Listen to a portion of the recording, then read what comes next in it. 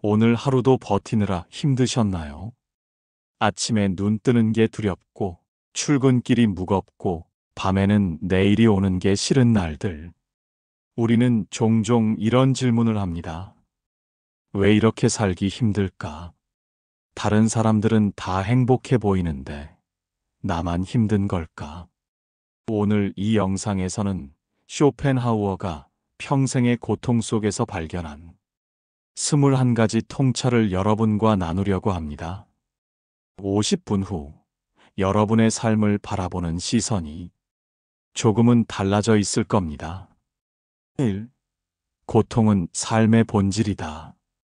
쇼펜하우어의 철학은 이 문장에서 시작됩니다. 고통은 예외가 아닙니다. 고통이 기본값입니다. 우리는 배가 고프면 고통스럽습니다. 목이 마르면 고통스럽습니다. 추우면, 더우면, 피곤하면, 아프면 고통스럽습니다. 그런데 우리가 배부르고 목마르지 않고 적절한 온도에 있고 건강할 때는 어떤가요? 우리는 그것을 행복하다고 느끼지 않습니다. 그저 괜찮다고 느낄 뿐이죠. 쇼펜하우어는 말합니다. 행복은 고통이 없는 상태일 뿐이다. 우리는 이 진실을 받아들여야 합니다. 삶은 근본적으로 고통입니다. 완벽한 행복, 지속되는 평화 같은 건 없습니다. 이게 비관적으로 들리나요? 아닙니다. 이건 현실입니다. 그리고 이 현실을 받아들일 때 우리는 역설적으로 자유로워집니다. 나만 힘든 게 아니구나. 이게 정상이구나. 완벽한 행복을 찾아 헤맬 필요가 없구나. 오늘 큰일 없이 하루를 보냈다면 축하합니다. 당신은 충분히 행복했습니다. 2. 욕망은 끝이 없다. 쇼펜하우어는 삶을 의지의 발현이라고 봤습니다. 여기서 의지란 맹목적인 욕망, 끝없는 갈망을 의미합니다. 우리는 원합니다. 더 많은 돈, 더 좋은 직장, 더 멋진 외모, 더 큰 집. 그리고 그것을 얻으면 어떻게 되나요? 잠깐 기쁩니다. 정말 잠깐. 그리고 다시 원합니다. 다음 것을, 더 큰 것을, 더 나은 것을. 쇼펜하우어는 이것을 욕망의 수레바퀴라고 불렀습니다. 우리는 이 바퀴 속에서 끝없이 달리는 햄스터와 같습니다. 연봉 3천만 원일 때는 5천만 원이 꿈입니다. 5천만 원이 되면 7천만 원을 원합니다. 7천만 원이 되면 1억을 원합니다. 언제 만족할까요? 절대 만족하지 않습니다. 그렇다면 어떻게 해야 할까요? 쇼펜하우어는 말합니다. 욕망 자체를 줄여라. 원하는 것을 모두 가지려 하지 말고 가진 것으로 만족하려고 노력하세요. 이게 쉽지 않다는 걸 압니다. 우리는 끊임없이 더 많은 것을 원하도록 설계되어 있으니까요. 하지만 의식적으로 노력해야 합니다. 나는 지금 충분히 가졌다. 이 문장을 매일 되뇌세요. 욕망이 줄어들수록 평화가 찾아옵니다. 3. 타인의 의견은 당신의 본질이 아니다. 쇼펜하우어는 행복론에서 인간의 행복을 3가지 요소로 나눴습니다. 첫째, 당신이 무엇인가? 둘째, 신이 무엇을 가지고 있는가? 셋째, 타인에게 어떻게 보이는가? 그리고 그는 단호하게 말합니다. 세 번째 것은 가장 중요하지 않다고. 우리는 타인의 시선에 너무 많이 신경 씁니다. 저 사람은 나를 어떻게 생각할까? 사람들이 나를 어떻게 볼까? SNS 시대인 지금은 더욱 심합니다. 우리는 좋아요, 숫자에 일희일비합니다. 댓글 하나에 하루가 망가집니다. 쇼펜하우어는 말합니다. 타인의 머릿속 생각은 당신의 본질을 바꾸지 못한다. 당신이 실제로 어떤 사람인가가 중요합니다. 타인이 당신을 어떻게 생각하는가는 중요하지 않습니다. 물론 사회생활을 위해 어느 정도 평판은 신경 써야 합니다. 하지만 그것에 자신의 행복을 걸어서는 안 됩니다. 오늘부터 이렇게 생각해 보세요. 저 사람이 나를 싫어하든 말든 나는 나다. 인정받지 못해도 나는 여전히 가치 있다. 타인의 시선에서 자유로워질 때 진짜 자유가 시작됩니다. 4. 고독은 천재의 운명이다. 쇼펜하우어는 평생 혼자였습니다. 그리고 그는 고독을 두려워하지 않았습니다. 오히려 그는 말합니다. 뛰어난 정신은 고독을 선택한다. 왜일까요? 범속한 사람들과 어울리는 것은 피곤한 일입니다. 그들의 관심사는 피상적이고 대화는 의미가 없으며 함께 있어도 공허함만 느껴집니다. 쇼펜하우어는 이렇게 말했습니다. 평범한 사람들은 시간을 어떻게 보낼까 고민하지만 재능 있는 사람은 시간을 어떻게 활용할까 고민한다. 혼자 있는 시간은 낭비가 아닙니다. 그것은 자신과 만나는 시간입니다. 독서하고 사색하고 창조하는 시간. 진정한 자아를 발견하는 시간. 물론 쇼펜하우어가 완전한 고립을 추천한 것은 아닙니다. 하지만 그는 확실히 말합니다. 혼자 있을 수 없는 사람은 자기 자신이 없는 사람이라고. 여러분, 혼자 있는 시간을 두려워하지 마세요.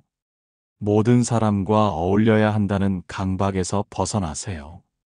고독 속에서 당신은 가장 순수한 자신을 만납니다. 또, 우리가 보는 세상은 우리 자신의 투영이다. 쇼펜하우어의 핵심 사상 중 하나입니다. 세계는 나의 표상이다. 무슨 뜻일까요? 우리가 보는 세상은 객관적 현실이 아니라 우리 마음의 필터를 통과한 주관적 현실입니다. 같은 풍경을 봐도 행복한 사람은 아름답다고 느끼고 우울한 사람은 쓸쓸하다고 느낍니다. 같은 사람을 만나도 마음이 열린 사람은 친절함을 보고 마음이 닫힌 사람은 악의를 봅니다. 쇼펜하우어는 말합니다. 비관주의자는 모든 기회에서 문제를 보고 낙관주의자는 모든 문제에서 기회를 본다. 세상이 우울해 보이나요? 사람들이 모두 이기적으로 보이나요? 미래가 암울해 보이나요? 그것은 세상의 문제가 아닙니다. 당신 내면의 상태입니다. 이건 자책이 아닙니다. 오히려 희망의 메시지입니다. 왜냐하면 세상은 바꿀 수 없지만 자신은 바꿀 수 있으니까요. 당신의 내면이 평화로워지면 세상도 평화롭게 보이기 시작합니다. 세상을 바꾸려 하지 마세요. 자신을 돌보세요. 6. 지금 이 순간만이 실제한다. 쇼펜하우어는 불교 철학에 깊이 영향받은 서양 철학자입니다. 그는 특히 현재의 중요성을 강조했습니다. 과거는 이미 지나갔습니다. 돌이킬 수 없습니다. 미래는 아직 오지 않았습니다. 알 수 없습니다. 오직 현재만이 실제합니다. 하지만 우리는 얼마나 현재에 살고 있나요?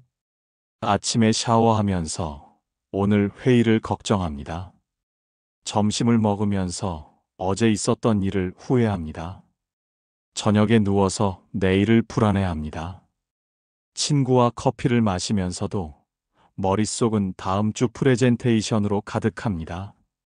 아이와 놀아주면서도 내일 마감인 업무를 생각합니다. 우리는 몸은 현재에 있지만 마음은 언제나 다른 곳에 있습니다. 쇼펜하우어는 말합니다. 우리의 불행은 과거와 미래에 집착하기 때문이다. 과거의 후회, 미래의 불안. 이것이 우리를 괴롭힙니다. 그때 그렇게 말하지 말았어야 했는데. 다음 달 실적이 안 나오면 어떡하지? 10년 후 내 모습은 어떨까? 5년 전에 다른 선택을 했더라면. 우리는 존재하지 않는 시간 속에서 고통받고 있습니다. 실제로 일어나지도 않은 일, 이미 끝나버린 일로 마음을 소진합니다. 쇼펜하우어는 이것을 시간의 덫이라고 불렀습니다.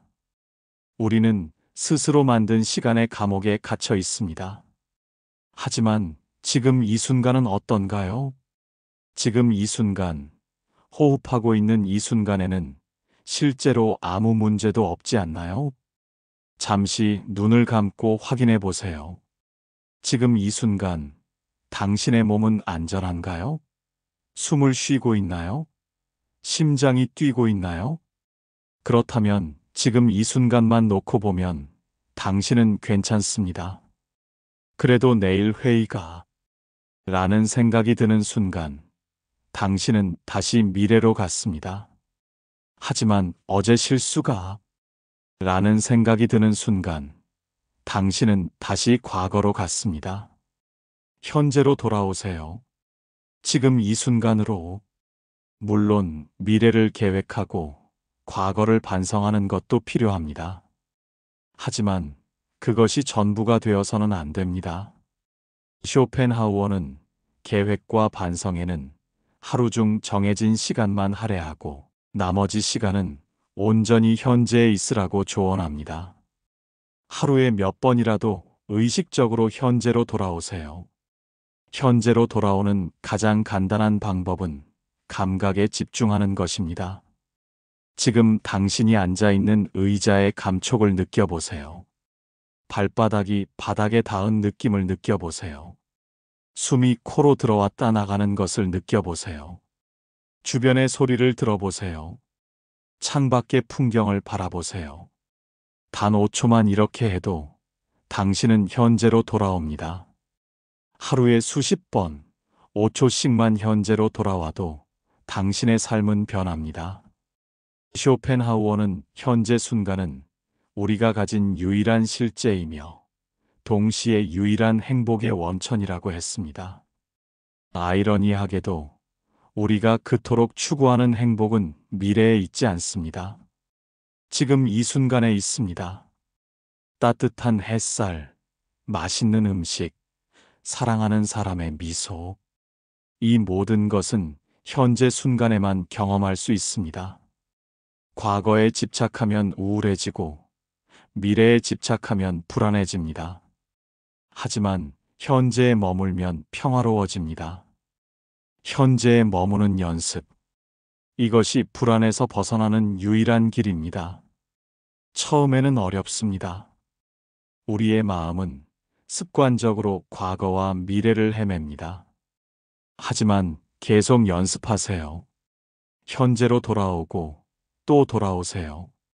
어느 순간 당신은 깨닫게 될 것입니다. 진짜 삶은 언제나 지금 여기에 있었다는 것을, 당신이 그토록 기다리던 그때는 지금이라는 것을, 지금 이 순간 당신은 이미 도착해 있습니다. 7. 건강이 전부는 아니지만 건강 없이는 아무것도 아니다. 쇼펜하우어는 평생 건강 염려증에 시달렸습니다. 아이러니하게도 그는 72세까지 살았습니다. 당시로서는 상당히 장수한 편이죠. 그는 건강의 중요성을 누구보다 강조했습니다. 9열의 행복은 건강에 달려 있다. 생각해 보세요. 아무리 돈이 많고 명성이 있고 사랑하는 사람이 있어도 건강하지 않으면 아무것도 누릴 수 없습니다. 두통 하나로 하루가 망가집니다. 복통 하나로 모든 계획이 무산됩니다. 쇼펜하우어는 매일 산책했습니다. 규칙적으로 식사했습니다. 충분히 잠을 잤습니다. 그는 말합니다. 지혜의 10분의 9는 현명하게 사는 것, 즉 건강하게 사는 것이다. 여러분, 몸을 돌보세요. 충분히 자고 잘 먹고 움직이세요. 정신 건강만큼 육체 건강도 중요합니다. 아니, 육체가 건강해야 정신도 건강합니다. 성공과 행복을 위해 건강을 희생하지 마세요. 건강이 없으면 성공도 행복도 의미가 없습니다. 8. 의지를 부정하라. 쇼펜하우어 철학의 핵심입니다. 그는 세계의 본질을 의지라고 봤습니다. 맹목적이고 비이성적인 욕망의 힘. 이 의지는 우리를 끊임없이 욕망하게 만듭니다. 그리고 욕망은 고통을 낳습니다. 그렇다면 해결책은 의지를 부정하라. 원하지 마라. 갈망하지 마라. 불교의 무욕과 같은 개념입니다. 물론 이건 쉽지 않습니다. 욕망은 우리의 본능이니까요. 하지만 의식적으로 노력할 수 있습니다. 이게 정말 필요한가? 이걸 가지면 정말 행복할까? 이게 없어도 괜찮지 않을까? 소유의 기쁨은 짧지만 소유하지 않음의 평화는 깁니다. 쇼펜하우어는 금욕주의자가 되라고 말하는 게 아닙니다. 단지 의식적으로 욕망을 줄이라는 것입니다. 덜 원할수록 덜 고통받습니다. 덜 집착할수록 더 자유롭습니다. 오늘부터 연습해 보세요. 없어도 괜찮아. 이 문장이 얼마나 큰 평화를 가져다 주는지. 9. 예술과 철학은 고통의 위로다. 쇼펜하우어에게 예술과 철학은 단순한 취미가 아니었습니다. 그것은 삶을 견딜 수 있게 만드는 유일한 방법이었습니다. 그는 특히 음악을 사랑했습니다. 음악은 의지를 직접 표현하는 예술이라고 봤습니다. 예술을 감상할 때 우리는 잠시 욕망에서 벗어납니다. 아름다움에 몰입하는 순간 우리는 나를 잊고 순수한 인식의 주체가 됩니다. 철학도 마찬가지입니다. 진리를 추구하는 순간 우리는 세속적 욕망을 초월합니다. 쇼펜하우어는 말합니다. 예술은 고통받는 삶에서 잠시 휴가를 주는 것이다. 여러분도 경험해 보셨을 겁니다. 좋은 음악을 들을 때의 평화, 아름다운 그림을 볼 때의 경외, 깊은 책을 읽을 때의 충만함. 그 순간 우리는 고통에서 해방됩니다. 쇼펜하우어는 추천합니다. 매일 예술과 철학의 시간을 가지라고. 음악을 듣고 그림을 보고 책을 읽으세요. 사색하고 명상하고 생각하세요. 이것이 우리에게 주어진 가장 고귀한 위로입니다. 10. 인간은 사회적 동물이지만 거리가 필요하다. 쇼펜하우어의 유명한 비유가 있습니다. 고슴도치 딜레마. 추운 겨울 고슴도치들이 모여 체온을 나눕니다. 하지만 너무 가까워지면 서로의 가시에 찔립니다. 너무 멀어지면 추워서 죽습니다. 결국 적절한 거리를 찾습니다. 따뜻하면서도 다치지 않는 거리. 인간관계도 마찬가지입니다. 우리는 타인이 필요합니다. 완전한 고립은 견딜 수 없습니다. 하지만 너무 가까워지면 상처받습니다. 서로의 결점이 보이고 기대가 빗나가고 갈등이 생깁니다. 쇼펜하우어는 말합니다. 예절이란 서로를 다치게 하지 않기 위한 적절한 거리다. 모든 사람과 친해질 필요는 없습니다. 적당한 거리를 유지하세요. 가족이라도 친구라도 연인이라도 각자의 공간이 필요합니다. 나는 너를 사랑하지만 나의 시간도 필요해. 이 문장을 두려워하지 마세요. 건강한 관계는 적절한 거리에서 만들어집니다. 11. 돈이 행복을 주진 않지만 불행을 막아준다. 쇼펜하우어는 상속받은 재산 덕분에 평생 경제적 걱정 없이 살았습니다. 그는 위선적이지 않았습니다. 돈의 중요성을 인정했습니다. 돈은 행복을 사지 못하지만 불행으로부터 우리를 보호한다. 생각해 보세요. 돈이 있으면 병원에 갈 수 있습니다. 추운 겨울에 난방을 틀 수 있습니다. 배고플 때 음식을 살 수 있습니다. 돈 자체가 행복은 아니지만 돈이 없어서 생기는 불행은 막을 수 있습니다.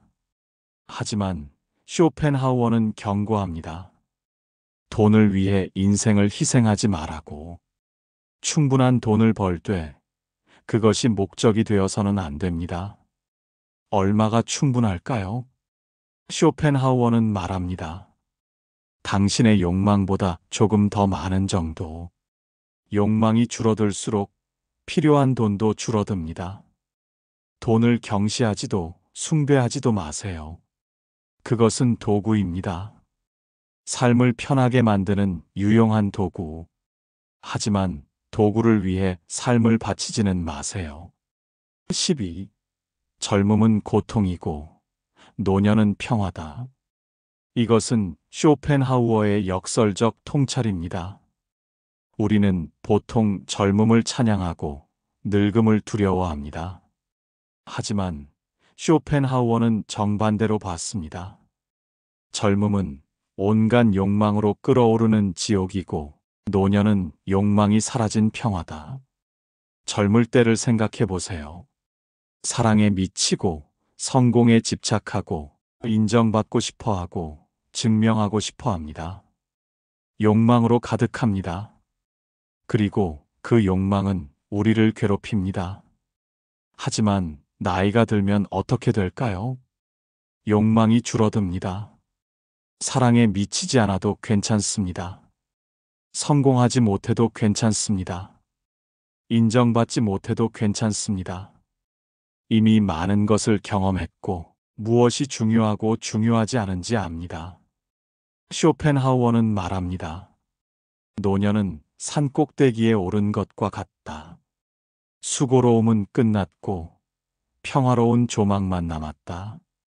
젊은 여러분, 나이 듦을 두려워하지 마세요. 나이가 들수록 삶은 더 편해집니다. 욕망이 줄어드는 것을 상실이 아닌 해방으로 보세요. 13. 명성은 한낱 메아리에 불과하다. 쇼펜하우어는 생전에 인정받지 못했습니다. 그의 책은 팔리지 않았고 그의 강의실은 텅 비어 있었습니다. 베를린 대학에서 해겔과 같은 시간에 강의를 개설했다가 학생이 한 명도 오지 않아 결국 강단을 떠나야 했죠. 출판사들은 그의 원고를 거절했고 학계는 그를 무시했습니다. 하지만 쇼펜하우어는 이렇게 말했습니다. 진리는 서두르지 않는다. 왜냐하면 진리에게는 영원한 시간이 있기 때문이다. 그는 자신의 철학이 언젠가 인정받을 것이라는 확신을 잃지 않았습니다. 그리고 그의 예언은 맞아떨어졌습니다. 60대가 되어서야 그의 사상은 유럽 전역에 퍼져나갔고 니체, 프로이트, 바그너, 톨스토이 같은 거장들이 그의 영향을 받았습니다. 아인슈타인은 쇼펜하우어의 초상화를 책상에 걸어두었고 현대 심리학과 실존주의의 토대가 되었죠. 여기서 우리가 배울 수 있는 것은 무엇일까요? 타인의 평가는 당신의 가치를 결정하지 않습니다. 세상이 당신을 알아보지 못한다고 해서 당신의 작업이 무의미한 것은 아닙니다. SNS의 좋아요, 숫자, 직장에서의 인정, 주변 사람들의 칭찬, 이 모든 것은 쇼펜하우어의 표현대로 메아리에 불과합니다. 진정한 가치는 외부의 박수 소리가 아니라 내면의 확신에서 나옵니다. 당신이 의미 있다고 생각하는 일을 하고 있다면 당장 인정받지 못하더라도 계속하십시오. 역사는 당장의 유행이 아니라 진정한 가치를 기억합니다. 쇼펜하우어의 삶이 우리에게 주는 위안은 이것입니다. 지금 세상이 당신을 외면하더라도 당신의 진실함은 결코 헛되지 않다는 것. 14. 사랑은 일시적인 관계이다. 우리는 사랑에 빠졌을 때 상대방이 특별하다고 믿습니다. 운명적이라고, 영혼의 반쪽을 만났다고 생각합니다. 하지만 쇼펜하우어는 이렇게 말합니다. 당신이 느끼는 사랑은 당신 자신의 감정이 아니다. 그것은 종족 보존을 위한 자연의 속임수다. 사랑은 생식을 위한 생물학적 충동을 낭만적 언어로 포장한 것입니다. 당신이 특정한 사람에게 끌리는 이유는 그 사람이 유전적으로 당신과 보완적이기 때문입니다. 키가 큰 사람은 작은 사람에게 끌리고 강한 턱선을 가진 사람은 부드러운 얼굴에 끌립니다. 이 모든 것은 최적의 자손을 만들기 위한 무의식적 계산입니다. 사랑은 일시적인 관계이다. 쇼펜하우어의 이 말은 잔인하지만 진실을 담고 있습니다. 사랑에 빠진 사람은 정상적인 판단력을 잃습니다. 상대방의 결점은 보이지 않고 미래에 대한 현실적 고려는 사라지며 오직 함께 있고 싶은 욕망만이 남습니다. 이것은 마치 술에 취한 것과 같습니다.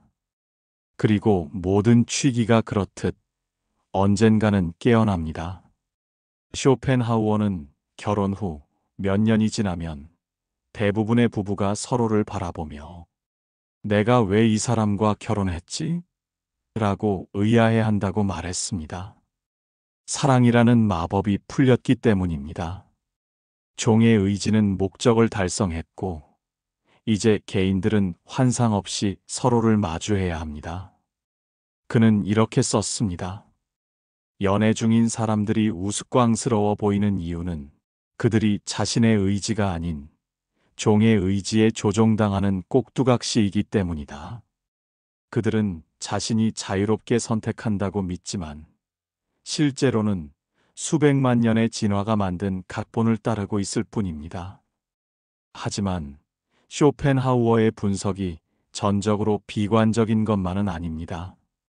그는 사랑의 본질을 이해하는 것이 오히려 우리를 자유롭게 한다고 믿었습니다.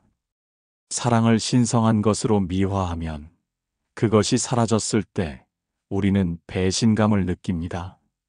하지만 사랑이 생물학적 현상임을 알면 그것의 변화와 소멸을 자연스럽게 받아들일 수 있습니다. 그렇다면 쇼펜하우어는 사랑을 부정하는가? 그렇지 않습니다. 그는 단지 사랑의 환상을 걷어내고 진실을 보라고 말합니다. 낭만적 사랑은 일시적입니다. 하지만 그 일시성 속에서도 아름다움이 있습니다. 봄꽃이 곧 시들지만 그래도 아름답듯이 사랑도 영원하지 않지만 그 순간은 진실합니다. 쇼펜하우어가 진정으로 가치 있다고 본 것은 낭만적 사랑이 아니라 동정심에 기반한 사랑입니다. 오랜 세월을 함께한 부부가 서로를 돌보는 것, 부모가 자식을 무조건적으로 사랑하는 것, 친구가 어려울 때 곁을 지키는 것. 이런 사랑은 호르몬의 폭풍이 아니라 깊은 이해와 연민에서 나옵니다. 그는 평생 독신으로 살았습니다. 사랑의 환상에 속지 않기로 한 선택이었습니다. 하지만 그것이 고독했는지는 알 수 없습니다. 어쩌면 그는 사랑의 광기를 피함으로써 더 큰 평화를 얻었을지도 모릅니다. 만약 당신이 지금 사랑에 빠져 있다면 쇼펜하우어는 이렇게 말할 것입니다. 즐기되 속지는 마라. 이것은 영원하지 않다. 하지만 지금 이 순간만큼은 진실하다. 그러니 그 순간을 살되 그것이 전부라고 착각하지는 마라. 그리고 만약 사랑이 떠났다면 그는 이렇게 위로할 것입니다. 당신이 무언가 잘못한 것이 아니다. 그것은 자연의 섭리일 뿐이다. 광기는 언젠가 끝나게 되어 있다. 이제 당신은 깨어났다. 그리고 깨어난 사람만이 진정으로 살 수 있다. 사랑은 일시적인 관계입니다. 하지만 모든 관계가 그렇듯 그것도 인간 경험의 일부입니다. 부정할 필요도 신성시할 필요도 없습니다. 그저 있는 그대로 보고 경험하고 그리고 결국에는 놓아주면 됩니다. 15. 행복은 고통의 부재일 뿐이다. 쇼펜하우어의 가장 논란 많은 주장 중 하나입니다. 그는 이렇게 말했습니다. 우리가 건강할 때는 건강을 느끼지 못하고 오직 아플 때만 건강의 소중함을 안다. 행복이란 무언가 긍정적인 것을 얻는 게 아니라 고통이 없는 상태라는 것입니다. 배가 고프지 않을 때, 아프지 않을 때, 걱정거리가 없을 때, 그것이 바로 우리가 누릴 수 있는 최고의 상태입니다. 이것이 비관적으로 들릴 수 있지만 역설적으로 이 깨달음은 우리를 자유롭게 합니다. 우리는 더 이상 대단한 행복을 좇지 않아도 됩니다. 대신 우리는 지금 이 순간 고통이 없다는 사실에 감사할 수 있습니다. 오늘 당신에게 큰 문제가 없다면 그것만으로도 충분히 감사할 일입니다. 건강한 몸, 지붕이 있는 집, 따뜻한 식사, 이 평범한 것들이야말로 우리가 추구해야 할 진정한 행복입니다. 16. 내가 원하는 것을 얻는 것이 행복이 아니라 원하지 않는 것으로부터 벗어나는 것이 행복이다. 우리는 무언가를 얻음으로써 행복해지는 것이 아니라 고통이 없음으로써 행복해진다. 이것이 그의 핵심 통찰입니다. 행복은 긍정적인 무언가가 아니라 고통의 부재입니다. 마치 건강이 질병의 부재이듯이. 생각해 보십시오. 당신이 정말로 행복했던 순간은 언제였습니까? 승진했을 때, 차를 샀을 때, 아니면 오랜 두통이 사라졌을 때, 걱정거리가 해결되었을 때, 긴장이 풀렸을 때가 아니었습니까? 진정한 행복은 무언가를 얻는 순간이 아니라 무언가로부터 해방되는 순간에 찾아옵니다. 쇼펜하우어가 제안하는 해결책은 역설적입니다. 더 많이 얻으려고 하지 말고 더 적게 원하려고 하라는 것입니다. 행복은 더하기가 아니라 빼기입니다. 필요 없는 욕망을 줄이고 불필요한 집착을 버리고 쓸데없는 걱정에서 벗어나는 것. 이것이 진정한 행복으로 가는 길입니다. 쇼펜하우어는 묻습니다. 그렇게 많은 것을 얻고도 왜 당신은 여전히 불행한가? 진정한 부는 많이 가진 것이 아니라 적게 필요로 하는 것입니다. 진정한 자유는 무엇이든 할 수 있는 것이 아니라 무엇도 하지 않아도 괜찮은 것입니다. 진정한 행복은 모든 것을 얻는 것이 아니라 아무것도 원하지 않아도 되는 상태입니다. 오늘 당신이 원하는 것의 목록을 적어 보십시오. 그리고 스스로에게 물어보십시오. 이것들을 정말로 원하는가, 아니면 그저 원해야 한다고 배웠을 뿐인가?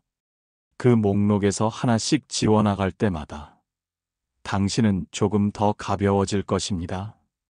쇼펜하우어의 행복론은 단순합니다. 덜 원하고, 덜 집착하고, 덜 기대하라. 그러면 실망도 줄어들고, 고통도 줄어들며, 당신은 비로소 평화를 얻을 것입니다. 이것이 행복입니다. 화려하지 않고 극적이지 않지만 지속 가능한 행복입니다. 17. 지혜는 고통을 통해서만 온다. 쇼펜하우어 자신의 삶이 이를 증명합니다. 어린 시절의 트라우마, 아버지의 죽음, 평생의 불인정, 이 모든 고통이 그를 세계에서 가장 깊이 있는 철학자 중 한 명으로 만들었습니다. 행복한 사람은 철학자가 되지 않습니다. 고통받는 사람만이 왜? 라고 묻습니다. 왜 우리는 고통받는가? 삶의 의미는 무엇인가? 어떻게 살아야 하는가? 당신이 지금 겪고 있는 고통은 헛되지 않습니다. 그것은 당신을 더 깊은 사람으로 만들고 있습니다. 고통을 겪지 않은 사람의 위로는 공허하지만 고통을 겪은 사람의 위로는 진정성이 있습니다. 쇼펜하우어는 말했습니다. 젊었을 때의 고통은 늙어서 갚아야 할 빚을 미리 갚는 것이다. 지금의 시련이 당신을 단련시키고 있습니다. 18. 자연 속에서 위안을 찾으라. 하루에 단 15분이라도 밖으로 나가십시오. 공원을 걷거나 하늘을 보거나 나무를 만지십시오. 자연은 말없이 우리에게 가르쳐 줍니다. 당신의 문제는 우주적 관점에서 보면 아주 작다는 것을. 쇼펜하우어는 프랑크푸르트에서 매일 오후 같은 시간에 산책을 했습니다. 비가 오든 눈이 오든 그는 거르지 않았습니다. 그에게 자연은 단순한 풍경이 아니라 철학적 명상의 공간이었습니다. 나무가 바람에 흔들리는 모습에서 그는 의지의 맹목성을, 강물이 흐르는 모습에서 시간의 무상함을 보았습니다. 현대 과학 역시 이를 증명합니다. 자연 속에서 보내는 시간은 코르티솔 수치를 낮추고 세로토닌 분비를 촉진하며 심박수를 안정시킵니다. 일본에서는 이를 삼림욕이라 부르며 의료 행위로 인정합니다. 숲을 걷는 것만으로도 면역력이 강화되고 우울증이 완화된다는 연구 결과가 수없이 많습니다. 하지만 자연이 주는 진짜 선물은 과학적 수치 너머에 있습니다. 그것은 관점의 전환입니다. 당신이 견딜 수 없다고 생각했던 고통 앞에서 100년을 살아온 느티나무는 묵묵히 서 있습니다. 그 나무는 수백 번의 겨울을 견뎠고 폭풍우를 이겨냈으며 그럼에도 매년 봄이 되면 어김없이 새 잎을 틀습니다. 밤하늘의 별을 올려다 보십시오. 당신이 보는 별빛은 수십, 수백 광년 전에 출발한 것입니다. 그 별들 중 어떤 것은 이미 죽었을지도 모릅니다. 우주의 시간 속에서 당신의 고민은 얼마나 짧은 순간입니까? 이것은 당신의 고통을 무시하자는 말이 아닙니다. 오히려 그 반대입니다. 당신의 고통조차도 우주의 일부이며 모든 것은 흐르고 변한다는 위로입니다. 쇼펜하우어는 이렇게 말했습니다. 자연은 우리에게 거울이다. 우리가 자연 속에서 평화를 느끼는 이유는 자연이 의지의 투쟁에서 잠시 벗어난 순간을 보여주기 때문이다. 도시의 소음 속에서 우리는 끊임없이 무언가를 원하고 경쟁하고 불안해합니다. 하지만 숲속에서는 다릅니다. 새들은 당신의 실패를 비웃지 않고 바람은 당신의 성공을 묻지 않습니다. 계곡물은 그저 흐를 뿐이고 햇살은 그저 비출 뿐입니다. 이것이 자연이 주는 가장 큰 가르침입니다. 존재 그 자체로 충분하다는 것. 당신은 무언가를 성취하지 않아도 누군가에게 인정받지 않아도 이미 이 우주의 일부로서 가치 있습니다. 오늘, 지금 당장은 아니더라도 가능할 때 밖으로 나가십시오. 운동화를 신을 필요도 없습니다. 그냥 문 앞에 서서 5분만 하늘을 보십시오. 구름이 흘러가는 모습을 보십시오. 당신의 생각도 구름처럼 흘러갈 것입니다. 쇼펜하우어의 애견 아트만은 매일 주인과 함께 산책을 했습니다. 늙은 철학자는 개에게서도 배웠습니다. 개는 과거를 후회하지 않고 미래를 걱정하지 않으며 오직 지금 이 순간의 산책을 기쁨으로 받아들인다는 것을. 자연은 당신에게 해결책을 주지 않을 것입니다. 하지만 그것보다 더 귀한 것을 줍니다. 잠시나마 고통에서 벗어나 숨 쉴 수 있는 공간. 그리고 이 거대한 세계 속에서 당신도 여전히 살아있고 느끼고 존재한다는 확인. 그것만으로도 충분합니다. 오늘 하루를 버틸 힘은 그 15분 속에 있습니다. 19. 동정심만이 진정한 도덕이다. 쇼펜하우어는 냉소적이고 비관적인 철학자로 알려져 있지만 그의 윤리학은 놀랍게도 동정심에 기반합니다. 그는 타인의 고통을 자신의 고통처럼 느끼는 능력이야말로 도덕의 유일한 기초라고 믿었습니다. 그는 이렇게 물었습니다. 왜 나는 타인을 해쳐서는 안 되는가? 전통적인 답변들은 신이 금지했기 때문에, 법이 처벌하기 때문에, 혹은 사회계약을 위반하기 때문이라고 말합니다. 하지만 쇼펜하우어의 답은 더 단순하고 근본적입니다. 타인을 해치는 것은 곧 나 자신을 해치는 것이기 때문입니다. 왜냐하면 나와 너의 구분은 환상이기 때문입니다. 진정한 동정심은 계산하지 않습니다. 내가 도우면 나중에 보답받을까? 라고 묻지 않습니다. 불타는 집에서 아이를 구하는 사람은 보상을 기대하지 않습니다. 그는 그 순간 아이의 고통과 자신의 고통을 구분하지 못합니다. 이것이 진정한 도덕적 행위입니다. 쇼펜하우어는 동물에 대한 연민도 강조했습니다. 19세기 유럽에서는 드문 입장이었습니다. 그는 동물을 학대하는 사람은 결국 인간도 학대하게 된다고 믿었습니다. 모든 생명은 같은 의지의 표현이며 모두 고통받을 수 있기 때문입니다. 그는 채식을 실천하지는 않았지만 동물권에 대해 깊이 고민했습니다. 그의 책상 옆에는 항상 그의 푸들개가 앉아 있었고 그는 개를 가족처럼 대했습니다.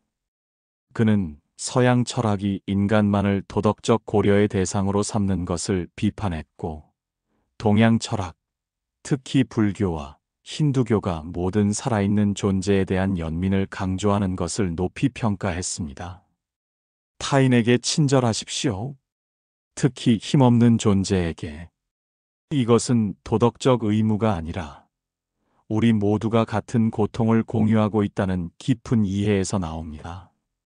노숙자에게 동전을 건네는 것, 길 잃은 강아지에게 물을 주는 것, 지친 동료에게 따뜻한 말 한마디를 건네는 것. 이 작은 행위들이 세상을 바꾸지는 못할지 모릅니다. 하지만 그 순간만큼은 고통이 조금 덜해집니다. 그리고 그것이면 충분합니다. 쇼펜하우어는 말합니다. 우리는 세상의 모든 고통을 없앨 수 없습니다. 하지만 눈앞의 한 존재의 고통을 덜어줄 수는 있습니다. 그리고 그것이야말로 우리가 할 수 있는 가장 의미 있는 일입니다. 20. 죽음을 두려워할 필요 없다. 쇼펜하우어는 죽음에 대해 독특한 관점을 가졌습니다. 그는 이렇게 물었습니다. 태어나기 전에 무한한 시간 동안 당신이 존재하지 않았던 것이 괴로웠습니까? 이 질문은 단순해 보이지만 깊은 통찰을 담고 있습니다. 우리는 빅뱅 이후 138억 년의 우주 역사 동안 공룡이 지구를 지배하던 시절에도 피라미드가 건설되던 때에도 존재하지 않았습니다. 그 긴 시간 동안 우리는 아무것도 느끼지 못했고 아무것도 고통받지 않았습니다. 그것이 괴로웠습니까? 전혀 그렇지 않습니다. 왜냐하면 우리라는 의식 자체가 없었기 때문입니다. 죽음은 단지 태어나기 전의 상태로 돌아가는 것입니다. 우리는 존재하기 전에도 없었고 죽은 후에도 없을 뿐입니다. 없음 자체는 고통이 아닙니다. 고통을 느끼려면 고통을 느낄 주체가 있어야 하는데 죽음 이후에는 그 주체가 없습니다. 따라서 죽음을 두려워하는 것은 논리적으로 모순입니다. 우리는 존재하지 않을 상태를 두려워하고 있는 것인데 존재하지 않는다면 두려움을 느낄 나도 없기 때문입니다. 쇼펜하우어는 죽음을 의지로부터의 완전한 해방으로 보았습니다. 더 이상 욕망하지 않고 더 이상 고통받지 않는 상태. 이것이 궁극적인 평화입니다. 그는 삶을 의지의 고통으로 보았습니다. 우리는 끊임없이 무언가를 원하고 그것을 얻으면 또 다른 것을 원합니다. 갈증을 해소하면 배고픔이 오고 배를 채우면 외로움이 찾아옵니다. 이 욕망의 수레바퀴는 멈추지 않습니다. 죽음만이 이 순환을 끝낼 수 있습니다. 불교 철학에 깊이 영향받은 쇼펜하우어는 열반의 개념을 서양 철학에 도입했습니다. 열반은 문자 그대로 불꽃이 꺼진 상태를 의미합니다. 욕망이라는 불꽃이 꺼지면 고통도 함께 사라집니다. 죽음은 이 완전한 소멸, 완전한 평화의 상태입니다. 물론 이것이 삶을 포기하라는 뜻은 아닙니다. 오히려 그 반대입니다. 쇼펜하우어는 자살을 강하게 반대했습니다. 자살은 삶을 부정하는 것이 아니라 오히려 삶에 대한 강한 집착을 보여주는 행위라고 그는 말했습니다. 자살하는 사람은 삶 자체를 거부하는 것이 아니라 이런 삶을 거부하는 것입니다. 즉, 더 나은 삶을 원하는 욕망의 또 다른 표현일 뿐입니다. 죽음은 적이 아니라 끝입니다. 그리고 끝이 있기에 우리의 삶은 의미를 갖습니다. 영원히 산다면 오늘은 중요하지 않겠지만 한정된 시간이기에 지금 이 순간이 소중합니다. 스페인 철학자 미겔 데 우나무노는 영생이 있다면 인생은 꿈이겠지만 유한하기에 인생은 진실이다라고 말했습니다. 쇼펜하우어는 72세의 나이로 혼자 아파트에서 죽음을 맞이했습니다. 그의 마지막 날들에 대한 기록을 보면 그는 두려워하지 않았습니다. 그는 자신의 철학을 실천했습니다. 죽음을 적으로 보지 않고 긴 여행의 끝으로 의지의 투쟁에서 벗어나는 해방으로 받아들였습니다. 죽음은 비정상이 아니라 삶의 필수적인 부분입니다. 탄생과 죽음은 동전의 양면입니다. 하나 없이는 다른 하나도 존재할 수 없습니다. 죽음을 받아들이는 것은 삶을 포기하는 게 아니라 삶을 더 충만하게 사는 방법입니다. 죽음을 인정할 때 우리는 비로소 진정으로 살 수 있습니다. 모든 순간이 유한하다는 것을 알 때 우리는 그 순간을 더 깊이 느낍니다. 사랑하는 사람과의 시간이 영원하지 않다는 것을 알 때 우리는 그들을 더 소중히 여깁니다.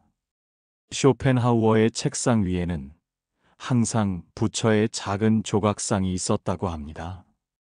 그것은 그에게 상기시켜 주었습니다. 삶은 고통이고 고통의 원인은 집착이며 집착에서 벗어나는 길이 있고 그 길의 끝에는 평화가 있다는 것을. 그 평화는 죽음을 두려워하지 않는 데서 시작됩니다. 오늘 밤 잠들기 전에 이렇게 생각해 보십시오. 오늘이 마지막 날이라면 나는 무엇을 다르게 했을까? 그리고 내일 아침 눈을 뜨면 이렇게 생각하십시오. 나는 또 하루를 받았다. 이것은 선물이다. 죽음을 받아들이는 사람만이 진정으로 삶을 축하할 수 있습니다. 왜냐하면 그는 삶이 당연한 것이 아니라 기적이라는 것을 알기 때문입니다. 20일, 당신은 혼자가 아니다. 쇼펜하우어의 마지막 가르침은 역설적입니다. 평생 고독 속에서 살았던 그가 결국 우리 모두가 연결되어 있다고 말합니다. 그는 사람들을 피했습니다. 사교 모임을 싫어했고 대학 교수직도 거부했으며 결혼하지 않았고 프랑크푸르트의 작은 아파트에서 책과 개와 함께 살았습니다. 그런 그가 생애 말년에 도달한 결론은 놀랍습니다. 우리는 결코 분리되어 있지 않다는 것입니다. 그의 철학에서 우리는 모두 하나의 의지의 표현입니다. 당신이 느끼는 고통은 나의 고통이고, 내가 느끼는 기쁨은 당신의 기쁨입니다. 표면적으로는 분리되어 있지만 본질적으로는 하나입니다. 마치 바다의 파도처럼 각각의 파도는 서로 다른 형태를 가지고 있지만 모두 같은 물로 이루어져 있습니다. 파도는 일어났다가 사라지지만 바다는 그대로 남아 있습니다. 왜 우리는 낯선 사람이 다치는 것을 보면 고통스러워할까요? 왜 우리는 뉴스에서 재난 소식을 들으면 가슴이 아플까요? 쇼펜하우어에 따르면 그것은 우리가 본질적으로 그들과 하나이기 때문입니다. 나와 너를 구분하는 경계는 환상입니다. 시간과 공간 속에서만 우리는 분리되어 보일 뿐, 근본적인 차원에서는 하나의 생명력, 하나의 의지를 공유하고 있습니다. 이것이 의미하는 바는 무엇일까요? 당신이 지금 겪고 있는 고통은 인류가 함께 겪어온 보편적 고통의 일부입니다. 당신만 특별히 불행한 게 아닙니다. 모든 인간은 같은 실존적 고통을 나눠 가지고 있습니다. 소크라테스도 고민했고, 석가모니도 괴로워했으며, 예수도 겟세마네 동산에서 두려워했습니다. 당신의 할머니도 젊은 시절 밤마다 울었고, 지금 이 순간에도 세계 곳곳에서 수백만 명이 당신과 비슷한 고통을 겪고 있습니다. 사랑의 상실, 의미의 결핍, 죽음에 대한 두려움, 존재의 무게. 이것들은 부자도 가난한 자도, 유명인도, 무명인도 모두가 짊어지는 짐입니다. 당신이 보는 타인은 사실 또 다른 형태의 당신입니다. 거지도, 왕도, 성인도, 죄인도 모두 같은 의지의 다른 표현일 뿐입니다. 이 깨달음은 우리를 겸손하게 만들지만 동시에 위로합니다. 당신은 혼자가 아닙니다. 당신의 고통은 이해받을 수 있습니다. 왜냐하면 모든 사람이 같은 배를 타고 있기 때문입니다. 현대 심리학도 이를 뒷받침합니다. 인간은 사회적 동물이며 고립은 담배를 피우는 것보다 건강에 더 해롭다는 연구 결과가 있습니다. 우리의 뇌는 연결을 위해 설계되었습니다. 거울 뉴런은 타인의 감정을 자동으로 반영합니다. 누군가 웃으면 우리도 웃고 싶어지고, 누군가 우는 것을 보면 우리도 슬퍼집니다. 이것은 단순한 모방이 아니라 우리가 근본적으로 하나라는 생물학적 증거입니다. 쇼펜하우어는 말년에 프랑크푸르트 거리를 산책하며 지나가는 사람들을 관찰했습니다.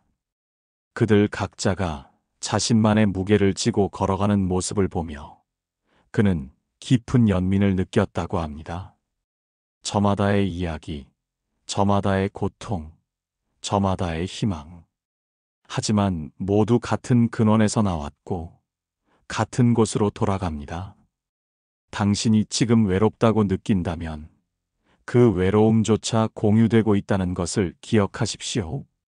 지금 이 순간에도 누군가는 당신과 똑같은 이유로 눈물을 흘리고 있습니다. 당신이 느끼는 고통은 인간이라는 조건의 일부입니다. 그것은 당신의 실패가 아니라 당신이 인간이라는 증거입니다. 그리고 이것을 아는 것만으로도 위안이 됩니다. 왜냐하면 우리가 같은 고통을 공유한다는 것을 알 때 우리는 서로를 더 부드럽게 대할 수 있기 때문입니다. 판단 대신 이해를, 비난 대신 연민을, 무관심 대신 관심을 보낼 수 있습니다. 쇼펜하우어의 무덤은 프랑크푸르트의 조용한 묘지에 있습니다. 비석에는 그의 이름만 새겨져 있습니다.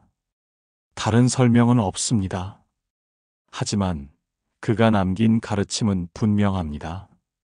우리는 모두 연결되어 있고, 우리는 모두 같은 여정을 걷고 있으며, 우리는 결코 혼자가 아닙니다. 오늘 거울을 보십시오. 그리고 이렇게 말하십시오. 내가 보는 이 얼굴은 수십억 개의 얼굴 중 하나일 뿐이다. 하지만 모든 얼굴 뒤에는 같은 생명이 숨쉬고 있다. 그리고 밖으로 나가 누군가를 만날 때 그 사람 안에서 당신 자신을 보십시오. 그것이 쇼펜하우어가 평생의 고독 끝에 발견한 진실입니다. 우리는 혼자인 것처럼 보이지만 실제로는 결코 분리된 적이 없습니다. 우리는 하나의 거대한 생명의 물결이며 각자는 그 물결 위에 작은 파도일 뿐입니다. 그러니 두려워하지 마십시오. 당신은 혼자가 아닙니다. 당신은 결코 혼자였던 적이 없습니다.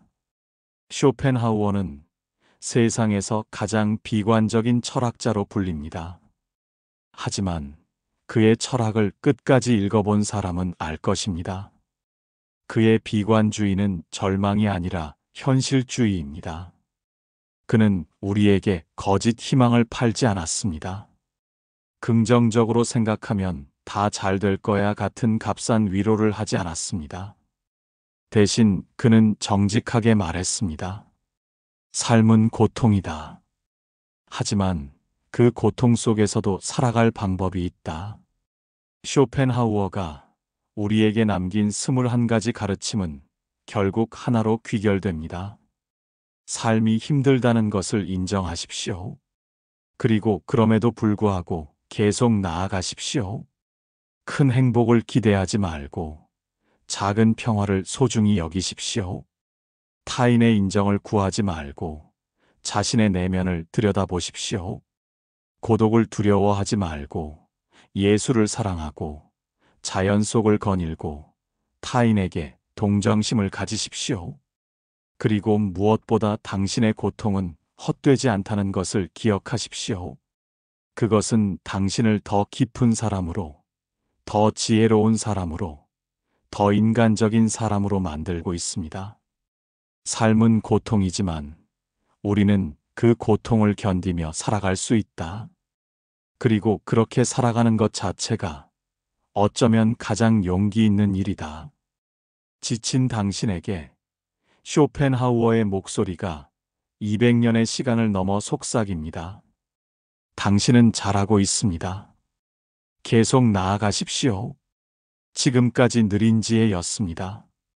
감사합니다.